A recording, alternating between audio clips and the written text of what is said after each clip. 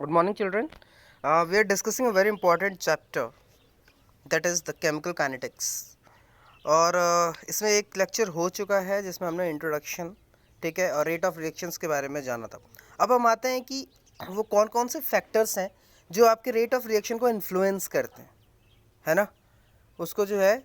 तो ये बड़ा ही इंपॉर्टेंट टॉपिक है, इससे क्वेश्चन भी बनते हैं। और ये जो रेट ऑफ रिएक्शन होता है ये बेसिकली आपके एक्सपेरिमेंटल कंडीशंस पे, जैसे कंसंट्रेशन ऑफ रिएक्टेंट्स, है ना, गैसेस के केस में प्रेशर हो जाएगा, टेम्परेचर, कैटलिस्ट, इन सारी चीज़ों पे डिपेंड करता है ना। ये सारी जो एक्सपेरिमेंटल कंडीशंस होती हैं ये इन्फ्लुएंस करती हैं रेट ऑफ रिएक्शन को।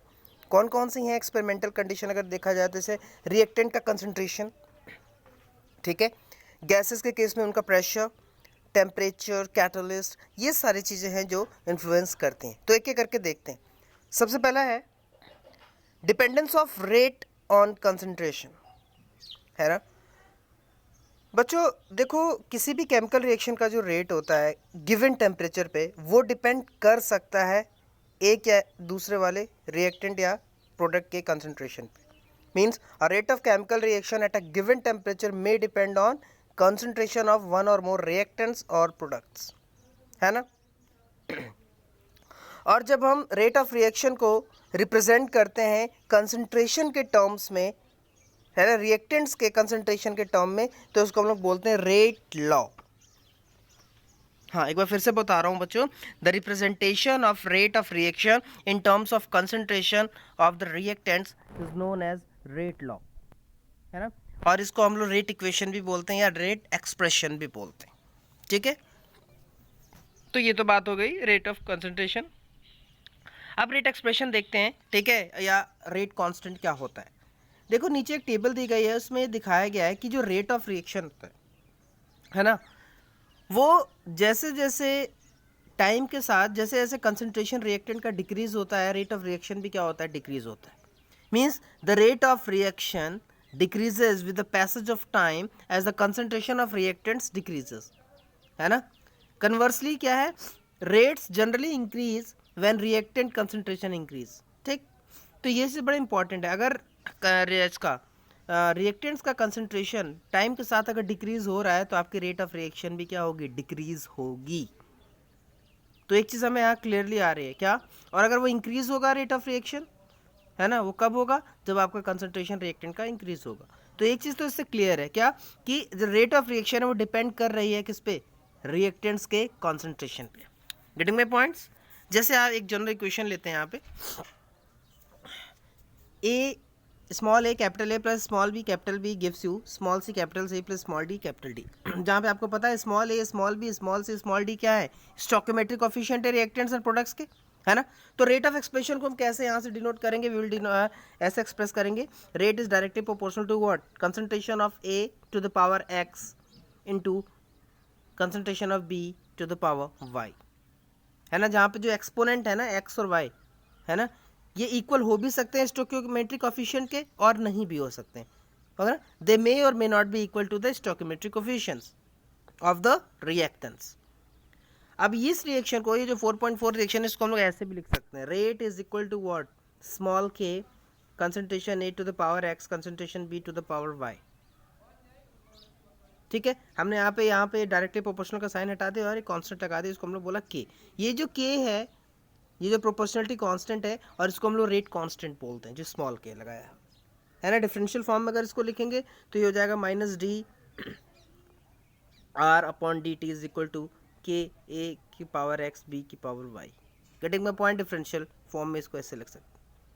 यानी जो 4.4 बी है ये एक डिफरेंशियल रेट इक्वेशन है, ठीक है, जहाँ पे के क्या है, प्रोपोर्शनलिटी कांस्टेंट है या रेट कांस्टेंट है, ठीक है। अब ये जो इक्वेशन है आपकी 4.4, है ना, rate is directly proportional to A to the power X B to the power Y, इसी को हम लोग क्या बोलते हैं, रेट लॉ या रेट एक्सप्रेशन, है ना।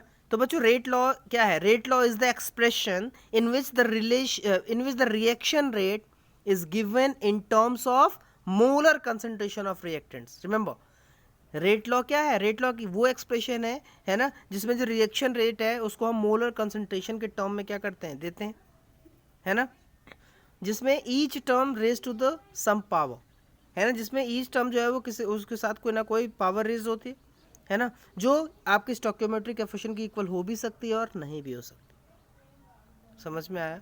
इंपॉर्टेंट है। जैसे फॉर एग्जांपल आप देख सकते हो 2NO plus O2 gives 2NO2, ठीक है। अब now we can measure the rate of this reaction as a function of initial concentration either by keeping the concentration of one of the reactant constant, है ना, या ना एक का जो हम कांस्टेंट रख के कर सकते हैं, और दूसरा या by changing the concentration of the other reactant और by changing the concentration of both the reactant. किसी भी तरीके से कर सकते हैं, या तो एक को कांस्टेंट रखें एक को चेंज करें, या दोनों को ही कांस्टेंट रखें दोनों को ही चेंज करें ना। तो ये फॉलोइंग रिजल्ट्स आपको देखने को मिलेगी। इनिशियल रेट यहाँ पे फॉर्मेशन हो रहा है NO2 का, आप देख सकते हो। एक्सपेरिमेंट 1 to 4 एक्सपेरिमेंट किए गए, है ना। इनिशियल मोल रखा गया है इतना, O2 का इनिशियल मोल इतना रखा गया है, इनिशियल रेट फॉर्मेशन इतना दिखाया गया। तो यहाँ से ये चीज़ हमें क्लियरली दिख रही है रिजल्ट देखने के बाद कि जैसे ही कंसंट्रेशन NO का डबल हो रहा है, आप देखो 0.30 से 0.60 हो रहा है ना।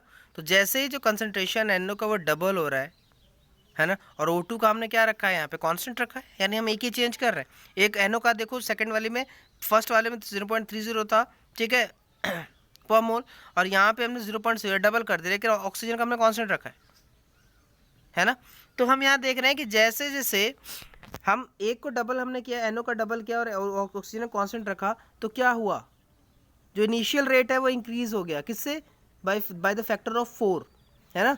कहाँ से, फ्रॉम 0.096 से लेकर के 0.384 हो गया, है ना, मोल पर लीटर पर सेकेंड। इससे क्या पता चल रहा है, इससे पता, this indicates that the rate depends upon the square of the concentration of NO, है ना। हो गया, समझ में आ रहा है? यानी ये इंडिकेट कर रहा है कि जो रेट है वो डिपेंड कर रहा है square of the concentration of the NO पे। तो when concentration of NO is kept constant and concentration of O2 is double. अब हम इसका देखो टेबल में, अगर हम इसको कांस्टेंट रखें और O2 को क्या करें, अगर डबल करें तो क्या होगा, तो रेट ऑल्सो गेट डबल्ड, तो रेट भी आपको क्या हो जाएगा, डबल्ड हो जाएगा। और ये से ये पता चलेगा कि जो rate depends on the concentration of O2 to the first power, यानी इससे ये पता चलेगा कि ये O2 के फर्स्ट पावर के कंसंट्रेशन से डिपेंड कर रही है। तो इसके रेट ऑफ रिएक्शन कैसे लिखेंगे, तो इसको रेट इक्वेशन इस तरीके से आ जाएगी, rate is equal to KNO की पावर स्क्वायर, है ना, एंड O2। तो ये चीज़ बड़ी इंपॉर्टेंट है ना। ये तो एक्सपेरिमेंटली वैल्यूज़ है, एक्सपेरिमेंटली इसको सारी चीज़ें प्रूव की गई है। इसका डिफरेंशियल फॉर्म इस तरीके से लगता है, -dr/dt is equal to KNO के स्क्वायर इंटू O2, है ना। Now we observe that for this reaction in the rate reaction derive from the experimental data, जो एक्सपोनेंट्स हैं कंसंट्रेशन टर्म्स के, they are the same as their stoichiometric coefficient in the balance chemical equation, है ना। हमने क्या देखा कि that this reaction in the rate equation derive from the experimental data, जो एक्सपोनेंट्स हैं कॉन्सेंट्रेशन के टर्म में वो सेम है स्टोइकियोमेट्रिक कोएफिशिएंट, ठीक है। तो कुछ और भी एग्जांपल्स यहाँ पे दिए गए हैं। देखो ये CaCl3 plus Cl2 gives us CCl4 plus HCl, इसका रेट ऑफ रिएक्शन दिया गया है यहाँ पे, इसका भी रेट ऑफ रिएक्शन दिया गया। अब इन रिएक्शंस में जो एक्सपोनेंट्स हैं ऑफ द कॉन्सेंट्रेशन टर्म्स के, ये इक्वल नहीं है इनके स्टोइकियोमेट्रिक कोएफिशिएंट के।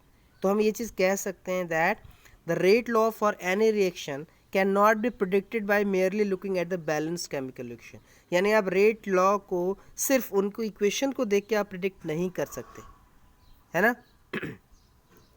तो थ्योरेटिकल आप नहीं देख सकते, ठीक है, but it must be determined what, experimentally. ये बड़ा इंपॉर्टेंट है, क्योंकि आपको थ्योरेटिकल देखने में तो लगेगा कि अरे ये होगा, लेकिन वो जब एक्सपेरिमेंटली वैल्यू जब करेंगे, एक्सपेरिमेंट करेंगे, तो वो चीज़ नहीं आती है ना। तो इसके लिए क्या है, आगे देखते हैं। अब आते हैं हम ऑर्डर ऑफ रिएक्शन। अब हमने एक ऊपर रिएक्शन रखे थे बच्चों के, rate is equal to K A to the power X and B to the power Y। अब यहाँ पे X और Y indicate how sensitive the rate is to change in the concentration of A and B। यहाँ पे X और Y क्या indicate कर रहे हैं कि कैसे, है ना, जो रेट है वो चेंज हो रहा है ना, A और B के कंसंट्रेशन में।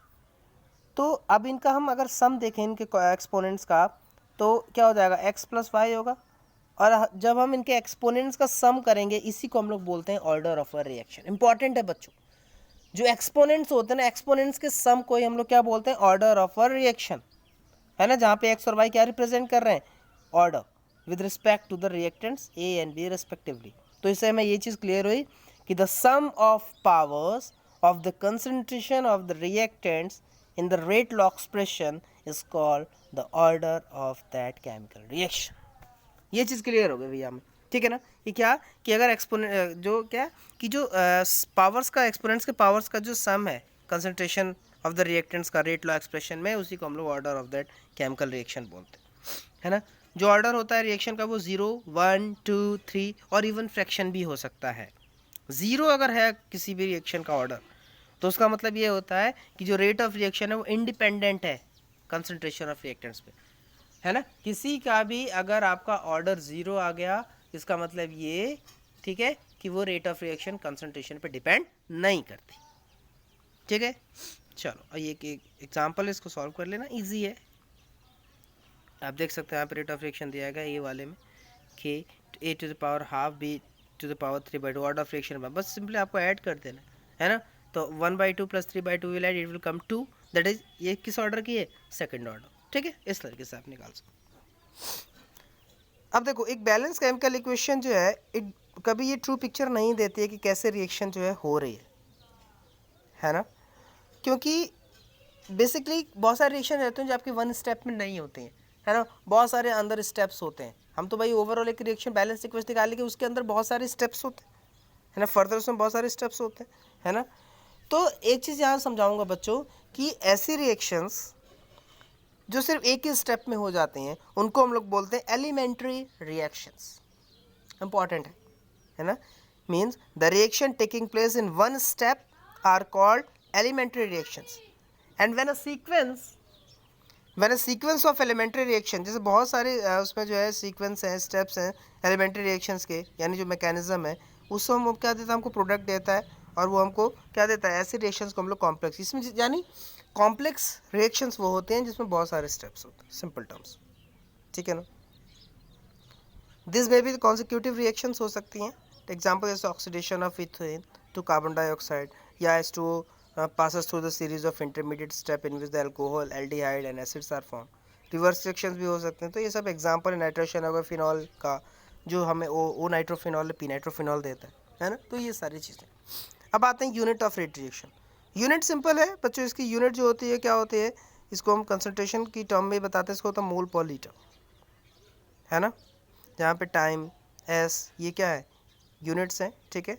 आप देख सकते हैं यहाँ पे यूनिट दिया गया रेट कांस्टेंट का। बेसिकली यहाँ पे एक जनरल इक्वेशन के लिए हमने यहाँ पे निकाला हुआ है, ठीक है, दैट इज मोल पर लीटर। जीरो ऑर्डर रिएक्शन का ऑर्डर 0 होगा, फर्स्ट ऑर्डर रिएक्शन का 1 होगा, सेकंड ऑर्डर रिएक्शन का क्या होगा 2 होगा, है ना। एंड यूनिट्स क्या होंगे रेट कांस्टेंट को, वो इट इज बीन गिवन मोल पर लीटर पर सेकंड। फर्स्ट ऑर्डर के लिए क्या हो जाएगा पर सेकंड, और सेकंड ऑर्डर के लिए हो जाएगा मोल लीटर पर सेकंड। तो ये बेसिकली डिपेंड करता है कैसे हम इसको निकालेंगे। यहाँ पे देख सकते हो, है ना। जनरल आप कैसे निकालोगे यूनिट, क्योंकि अलग अलग उसके लिए है। तो देखो यहाँ दिया हुआ एक जनरल इक्वेशन है, small A capital A plus small B capital B gives small C capital C plus small D capital T. यहाँ पे जो रेट होगा वो क्या हो जाएगा K A to the power X B to the power Y, है ना। जहाँ पे X plus Y is equal to N, यानी ऑर्डर देगा। अब यहाँ पे के कैसे निकालेंगे, रेट अपॉन क्या हो जाएगा A to the power X और B to the power Y. अब बस उसी को हम दे देंगे, है ना। इसको हो जाएगा रेट को concentration upon time into 1 upon concentration to the power N, जहाँ पे ए और बी क्या इक्वल है। तो इस तरीके से आप यूनिट्स निकाल सकते हैं, ठीक है। आप देख सकते हैं यहाँ पे दिया भी है, identify the reaction order from each of the following rate constant. तो यहाँ पे के की वैल्यू दी गई है फर्स्ट सेकंड, तो क्या होगा देखो यहाँ पे देख रहे हो unit of second order rate constant. यहाँ पे यूनिट सम है, यूनिट याद करना पड़ेगा बच्चों। यहाँ पे जो यूनिट है फर्स्ट वाले क्वेश्चन में दिया हुआ लीटर पर मोल पर सेकंड। तो लीटर पर मोल पर सेकंड किसकी होती है, सेकंड ऑर्डर की होती है ना। तो ऑब्वियसली सेकंड ऑर्डर रिएक्शन जाएगी। तो इस तरह का आप यूनिट याद कर लोगे इसके, फर्स्ट ऑर्डर 0 सेकंड ऑर्डर की, तो आपके लिए बहुत क्या होगा, हेल्पफुल होगी। अब आते हैं मॉलिक्यूलरिटी ऑफ अ रिएक्शन। बच्चों देखो एक बहुत इंपॉर्टेंट प्रॉपर्टी है रिएक्शन की जिसको हम लोग बोलते हैं मॉलिक्यूलरिटी, ठीक है। ये हमको मैकेनिज्म को अंडरस्टैंड करने में या समझने में बहुत ज़्यादा हेल्प करती है ना। The number of reacting species, ठीक है, the number of reacting species जैसे एटम हो गया, आयंस हो गया, मॉलिक्यूल हो गया ना, जो आपके एलिमेंट्री रिएक्शन में पार्ट कर रही है, नहीं पार्टिसिपेट कर रही है ना। और तो क्या होता है, it must be collide simultaneously in order to bring about a chemical reaction, है ना। यानी एक प्रॉपर डेफिनेशन है कि the number of reacting species, चाहे वो एटम हो, आयन हो, मॉलिक्यूल है, which is taking part in an elementary reaction which must collide simultaneously in order to bring about a chemical reaction is called a molecularity of reaction. है ना, कहने का मतलब बच्चों ये है, ठीक है, कि बहुत सारे जो रिएक्टिंग स्पीशीज चाहे एटम आयन मॉलिक्यूल जो रिएक्ट कर रही हैं, जो पार्टिसिपेट कर रही है एलिमेंट्री रिएक्शन में, और जो आपस में कोलाइड हो करके क्या है केमिकल रिएक्शंस को मतलब दे रही हैं, उसी को हम लोग मॉलिकुलैरिटी बोलते हैं. और जो reaction it can be unimolecular हो सकती है.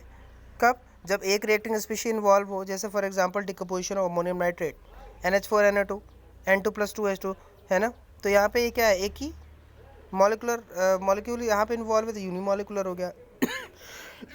सॉरी बेटा. इस रिएक्शन में देखो ये बायोमॉलिकुलर, इसमें दो हाइड्रोजन आयोडाइड के हैं, तो ये बायोमॉलिकुलर हो गया, है ना. ट्राईमॉलिकुलर ये नीचे वाला हो गया, इसमें देखो 2 NO के हैं और एक जो है O2 का है, तो ये ट्राईमॉलिकुलर हो गया. ठीक है, तो यहाँ पे क्या हो रहा है, जो कोलिजन हो रहा है वो 3 रिएक्टिंग स्पीशीज के बीच में हो रहा है, इसलिए ट्राईमॉलिकुलर हो गया, है ना. Now the probability that more than 3 molecule can collide and react simultaneously very small. अब 3 से ज़्यादा कोलाइड होने की संभावना बहुत कम होती है ना. Hence जो रिएक्शंस होते हैं with the molecularity 3 are very rare and slow to proceed. यानी जिसकी जो आपकी ये molecularity 3 होती है या उससे ज़्यादा होती है, बहुत ही रेयर होती है और बहुत ही स्लोली प्रोसीड करती है ना. अब आप देख सकते हैं यहाँ पे It is therefore evident that complex reactions involving more than 3 molecules in the stoichiometric equation must take place in more than one step. इसका मतलब ये है कि जो कॉम्प्लेक्स रिएक्शन होते हैं इसमें इनका मॉलिकुलैरिटी 3 से ज़्यादा है, उसमें बहुत सारे स्टेप्स होते हैं, है ना. और यहाँ पे अगर हम देखें सिंपली ऊपर से देखने हमको ये 10th ऑर्डर का लग रहा है, इसकी मॉलिकुलैरिटी जो है 10th ऑर्डर की है ना. और ये बेसिकली सेकेंड ऑर्डर, लेकिन ये है सेकेंड ऑर्डर रिएक्शन. ये देखने में 10th ऑर्डर का लग रहा है कि ClO3 + 6 FeCF SO4 + 3 H2SO4 + gives you KCl and all. तो ये आपको देखने में तो 10th ऑर्डर का लग रहा है, बट ये है बेसिकली सेकंड ऑर्डर रिएक्शन का. ये कैसे हुआ, है ना. ये बेसिकली जब आप देखोगे ना एक्सपेरिमेंटली, तो देखो ये जो इक्वेशन रिएक्शन है बहुत स्टेप्स में हो रही है ना. और हम ये देखेंगे कि इसमें इतने स्टेप्स में कौन सा स्टेप आपके इस रेट ऑफ रिएक्शन को ओवरऑल क्या कर रहा है, कंट्रोल कर रहा है. और ये कैसे पता चलेगा, जब हम इसके मैकेनिज्म के थ्रू जाएंगे तब पता चलेगा. समझ आ रहा. जैसे क्या होता है जब आप रिले कंपटीशन या रिले रेस कंपटीशन करते हो, है ना, तो उसमें जीतने के चांसेस उस चीज़ पे डिपेंड करते हैं कि भैया आपकी टीम में स्लोएस्ट पर्सन कौन है. जो स्लोएस्ट पर्सन होगा उसकी एनर्जी कम खत्म होगी और वो बेसिकली लास्ट मोमेंट पे जो है वो अपनी एनर्जी दे करके जीत सकता है ना. तो इसी प्रकार से यहाँ भी है ना, जो ओवरऑल रेट ऑफ रिएक्शन होती है वो कंट्रोल करता है आपका स्लोवेस्ट स्टेप. यानी जितने भी स्टेप्स उसमें जो सबसे स्लोवेस्ट स्टेप होगा वही आपके रेट ऑफ रिएक्शन को डिफाइन करेगा, है ना, वही उसको डिटरमाइन करेगा. तो उस स्टेप को हम लोग बोलते हैं रेट डिटरमाइनिंग स्टेप. ठीक है, जैसे एक डिकम्पोजिशन है हाइड्रोजन पेरोक्साइड का जो कैटलाइज हो रहा है आयोडाइड आयन के द्वारा अल्काइल मीडियम में, है ना. इसका रेट ऑफ रिएक्शन आप देख सकते हो, यहाँ लिखा हुआ rate is equal to -d H2O2 upon dt gives you K H2A2I, है ना. ये जो रिएक्शन आपकी बेसिकली फर्स्ट ऑर्डर की है with respect to both H2O2 and I2, है ना. तो एविडेंसेस सजेस्ट करते हैं कि ये रिएक्शन 2 स्टेप में होती है. H2O2 + I minus give H2O + IO minus, दूसरा H2O2 + IO minus give H2O + I minus + O2. और अगर आप देखो तो दोनों ही स्टेप बायोमोलिकुलर एलिमेंट्री रिएक्शंस है. यहाँ पे जो स्पीशीज IO माइनस है इसको हम लोग इंटरमीडिएट बोलेंगे. क्यों? Because it is form during the course of reaction, है ना. ये जो है मतलब जो स्पेशल जो रिएक्शन हो रही है स्टेप में उसी में हो रहा है, ये ओवरऑल बैलेंस इक्वेशन में नहीं है.